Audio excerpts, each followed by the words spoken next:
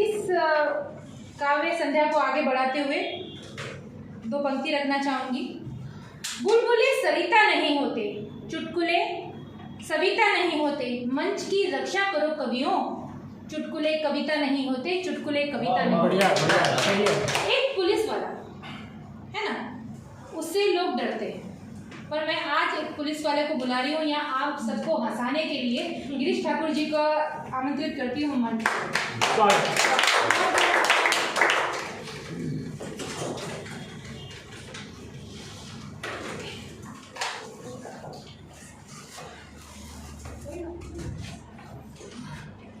माँ साहब को नमन करते हुए आदरणीय विनीत कुमार जी अशर, हमारे भाई श्री सरगम जी, नंदी शर्मा में आवा चौहान, बाकी जितने भी हैं जो मैं देखा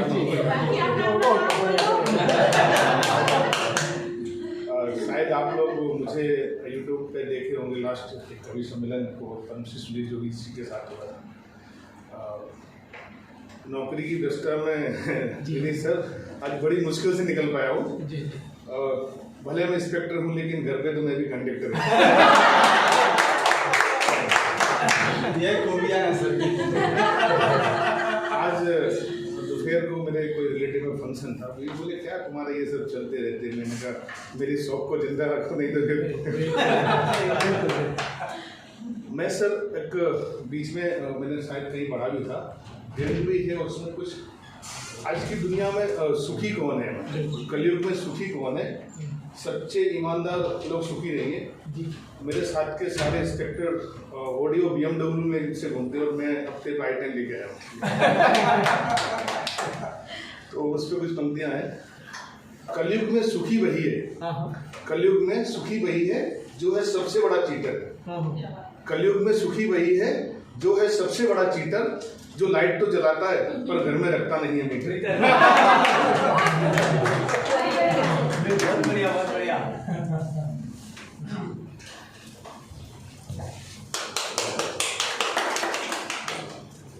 ठीक है, जरा हमारे परम से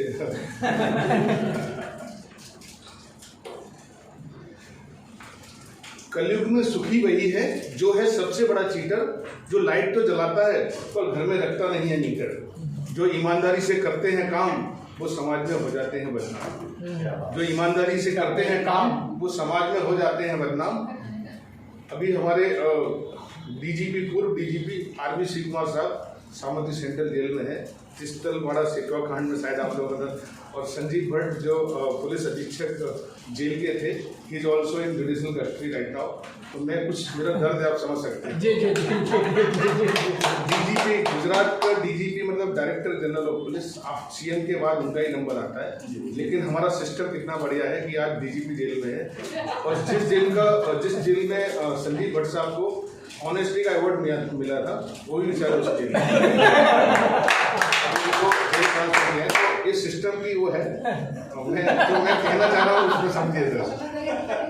हालांकि मैं अगर कलयुग में सुखी वही है जो है सबसे बड़ा चीटर, जो लाइट तो जलाता है पर घर में रखता नहीं है मीटर।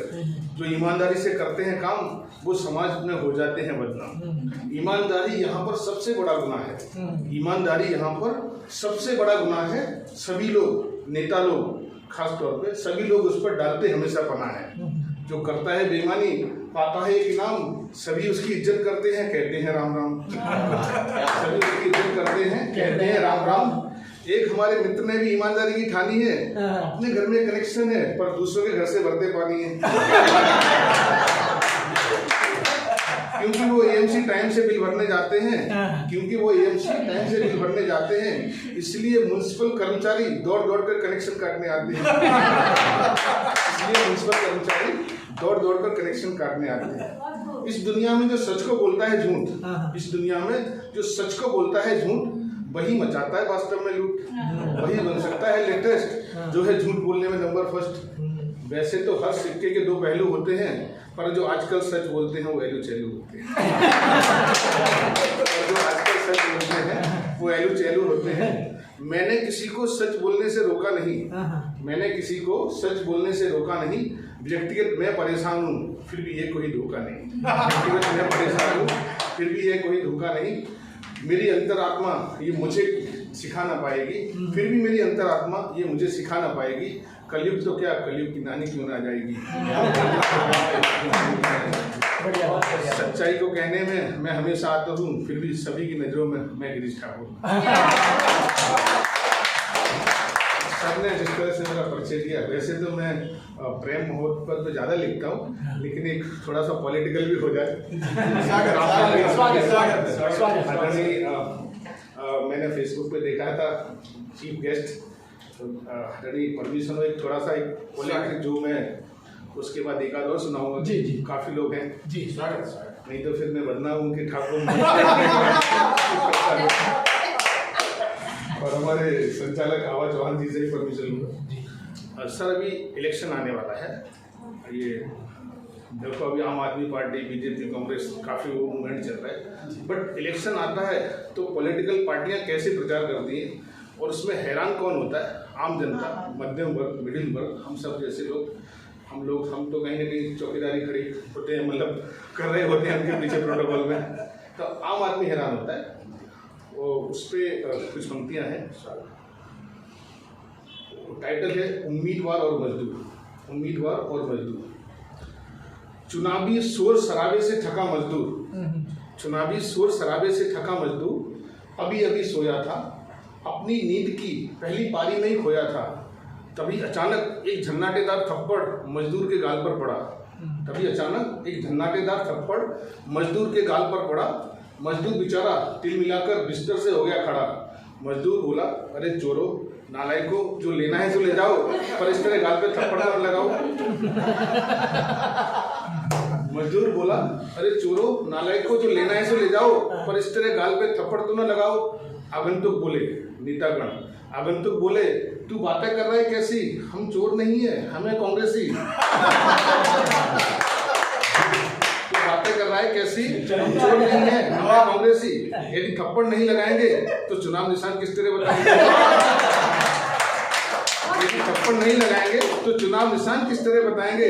और ये भी तुझे समझाना है, जितनी जोर से मारा है तेरे गाल पे थप्पड़, उतनी जोर से पंजे पर मोहर लगाना है। अच्छा। जितनी जोर से मारा है तेरे गाल पे थप्पड़, उतनी जोर से पंजे पर मोहर लगाना है।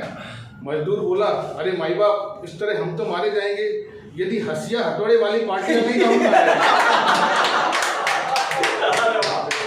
यदि हंसिया हथौड़े वाली पार्टियां नहीं तो हम कहाँ जाएंगे।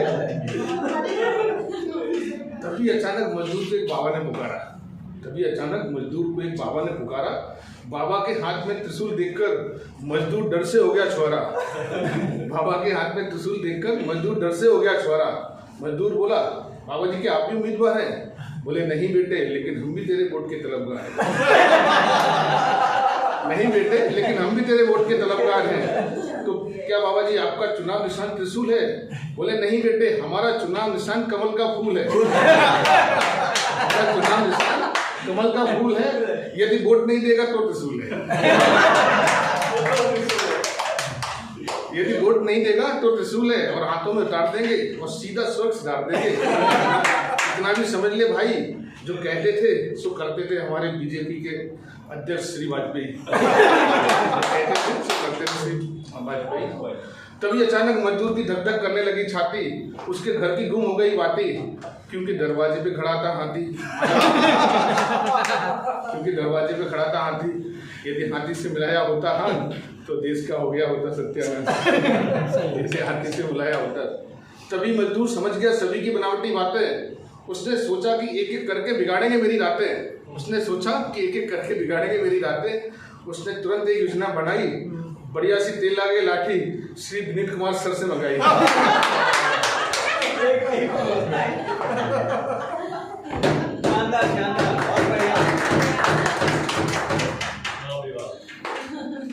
उसने तुरंत एक योजना बनाई और बढ़िया सी तेल लगा के लाठी श्री विनीत कुमार सर से मंगाई और कहा यही सबसे बढ़िया रास्ता है और हर आने वाले उम्मीदवार को 2 लाठी नाचता है। आने वाले उम्मीदवार को 2 लाठी नाचता है। जो पार्टी इन 2 लाठियों का वजन सह पाएगा,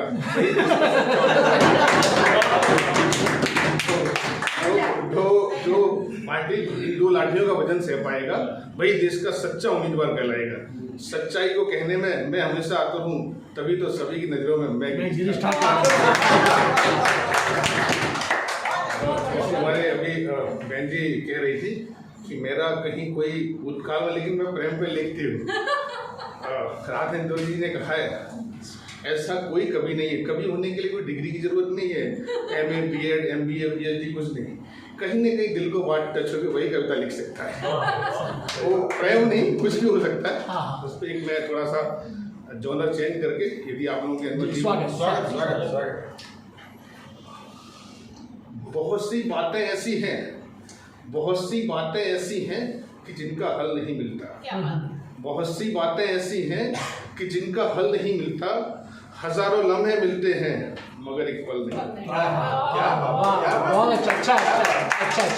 बहुत सी बातें ऐसी हैं कि जिनका हल नहीं मिलता। हजारों लम्हे मिलते हैं मगर एक पल नहीं मिलता। जहाँ भी जाता हूँ तपता हुआ सूरज ही मिलता है। जहाँ भी जाता हूँ तपता हुआ सूरज ही मिलता है। जो ठंडी छाँव दे ऐसा कोई बादल नहीं मिलता। ऐसा कोई बादल नहीं मिलता। दीवाने तो तुम्हारे नाम के मिल जाएंगे, लेकिन तुम्हारे नाम का हमसा कोई पागल नहीं। दीवाने तो तुम्हारे नाम के मिल जाएंगे, लेकिन तुम्हारे नाम का हमसा कोई पागल नहीं मिलता। तुम्हारे चेहरे की सुर्खियां कहाँ गुम हो गई बोलो। तुम्हारे चेहरे की सुर्खियां कहाँ गुम हो गई बोलो। तुम्हारी आंख में क्यों आजकल काजल नहीं। तुम्हारे चेहरे की सुर्खियां कहाँ गुम हो गई बोलो। तुम्हारी आंख में क्यों आजकल काजल नहीं मिलता। फिर ऐसी मन्नतें करने की मेहनत क्यों करे इंसान। मुसलसल मेहनतों के बाद भी घर फल नहीं मिलता। वो गुजरे कल के साये से लिपट कर बैठे हैं ठाकुर। वो भटके लाभ उनको आने वाला कल नहीं।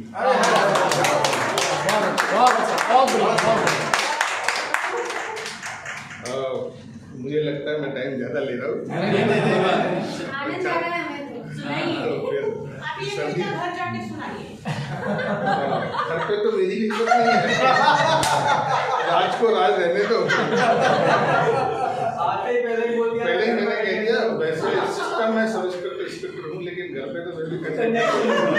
आपको जाने से पहले और आने से पहले परमिशन लेनी पड़ती है। हमारे सरगम जी को भी पूछ लीजिए। और दादा बहुत लंबे अपने हमारे सीनियर हैं सीके सर जी। सरगम जी को तो आज ही तो नहीं सर, आपके लिए एक लाइन में बोल देना कि ये जिंदगी यूं ही नहीं निकला हूँ मैं। ये जिंदगी यूं ही नहीं निकला हूँ मैं। कई दफा तू टूट कर बिखरा हूँ। एक घायल इधर भी है। अभी बोल रहे थे ना। इसके बाद मैं क्लोज कर रहा हूँ जी। तेरा शुक्रिया कुछ इस तरह अदा करूं, तू जफा करे और मैं सदा वफा करूं। तेरा शुक्रिया कुछ इस तरह अदा करूं, तू जफा करे और मैं सदा वफा करूं। मेरी मोहब्बत ने बस इतना सिखाया है मुझे, खुद पर मिट जाऊं पर तेरे लिए दुआ करूं। उन्हें पता है मेरी रूह के जख्म का बेहतर। उन्हें पता है मेरी रूह के जख्म का बेहतर। वही बताएं अब मैं कौन सी दवा करूं। सजा तो मिल गई मुझे मेरी बेगुनाही की। सोचता हूं अब तो कोई गुनाह करूं। बदलना प्यार को नफरत में तुमने चाहा है। खुदा से डरता हूं कैसे ये खता करूं।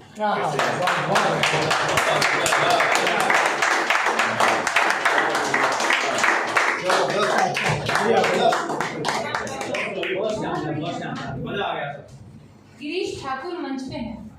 हंसते जाइए और इनके लिए जोरदार तालियां।